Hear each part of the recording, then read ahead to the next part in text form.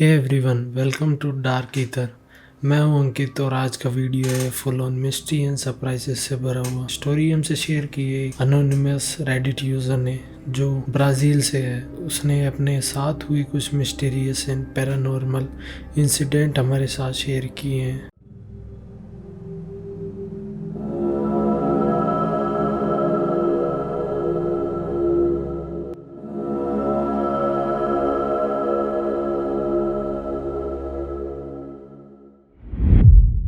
मैं अपने घर में अपने पेरेंट्स और अपने भाई के साथ रहता हूँ। हमारे पास एक कैट है और 2 डॉग्स है, जिनमें से एक डॉग हमेशा घर के अंदर सोता है और दूसरा बाहर रहना पसंद करता है।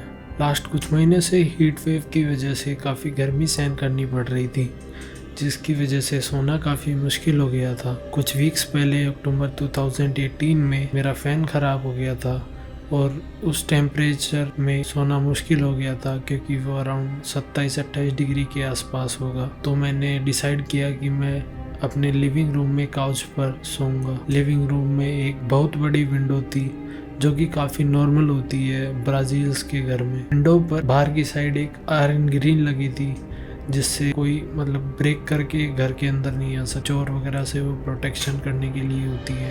इंडिया में भी हम खिड़कियों के बाहर आयरन ग्रिल लगाते हैं, तो सेम वैसा ही था वहाँ भी। और लिविंग रूम के जस्ट सामने एक इलेक्ट्रिसिटी पोल था। उस पोल पे एक रोड लाइट लगी हुई थी। उस रोड लाइट से रोशनी हमेशा लिविंग रूम में आती थी, जिससे होता ये था कि रात को भी लिविंग रूम में इतना अंधेरा नहीं रहता था, थोड़ी थोड़ी रोशनी वहाँ पे पहुँच जाती थी उस रोड लाइट की। उस रात को मैं मूवी देख रहा था टीवी पर, तो ऑलमोस्ट 2 बज गए थे।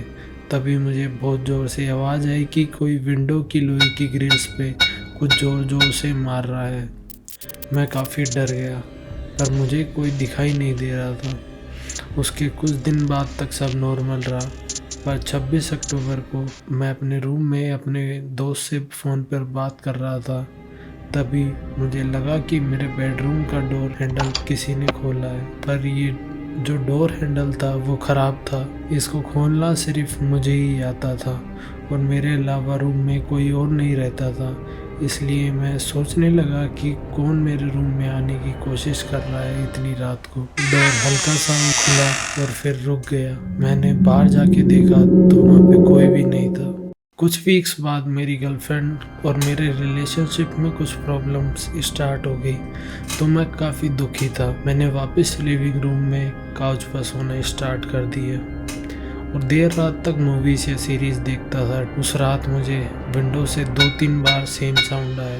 एक रात मैं सो रहा था और मुझे सपना आया कि कोई विंडो पर खड़ा है और वो मुझसे हेल्प मांग रहा है और ज़ोर ज़ोर से विंडो पे मार रहा था। मेरी अचानक नींद खुली और मैं पानी पीने के लिए किचन में गया और फ्रिज खोलकर बोतल में से पानी पी रहा था। तभी मुझे वो आयरन ग्रिल पे किसी के मारने की आवाज़ वापस सुनाई दी। मैं उस रात को डर गया था, लेकिन मैंने सोचा ये शायद मेरा वहम होगा। फिर आई last night.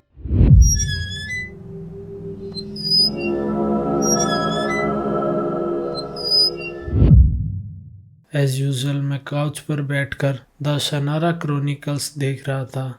Basically the शनारा chronicles एक ड्रामा सीरीज़ है जिसमें फ्यूचर की टाइमलाइन दिखाई जाती है और उसके जो मेन कैरेक्टर्स होते हैं वो एक डेविल आर्मी से फाइट करते हैं।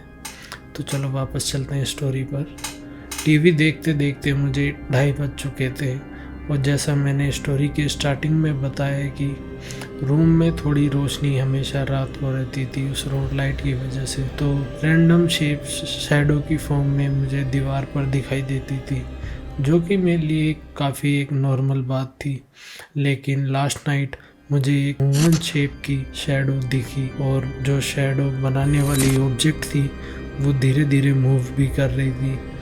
जैसे ही मैंने विंडो की तरफ देखा तो मुझे कुछ ही मिली सेकंड के लिए वहाँ कुछ भागता हुआ दिखा। मैंने सोचा कि कोई चोर घर में घुसने की ट्राई कर रहा है, इसलिए मैं तुरंत बाहर गया उठकर और देखा कि वहाँ तो कोई नहीं था। लेकिन मेरा डॉग काफ़ी डरा हुआ था। मैंने उसको अपने साथ लिया और घर के अंदर वापस आ गया। वापस मैंने जब दीवार पे देखा तो वहाँ पे कोई भी शैडो नहीं थी। तो गाइस ये एक रियल लाइफ मिस्ट्री थी और मैं आपके थॉट्स इसके बारे में जानना चाहता हूँ। आप अपनी थ्योरीज कमेंट में बताएं क्या रीज़न हो सकता है इनके पीछे। और ऐसे ही क्रीपी और डार्क रेडिट स्टोरीज़ के लिए सब्सक्राइब करें मेरे चैनल को। Until next time, sleep tight and keep your lights on.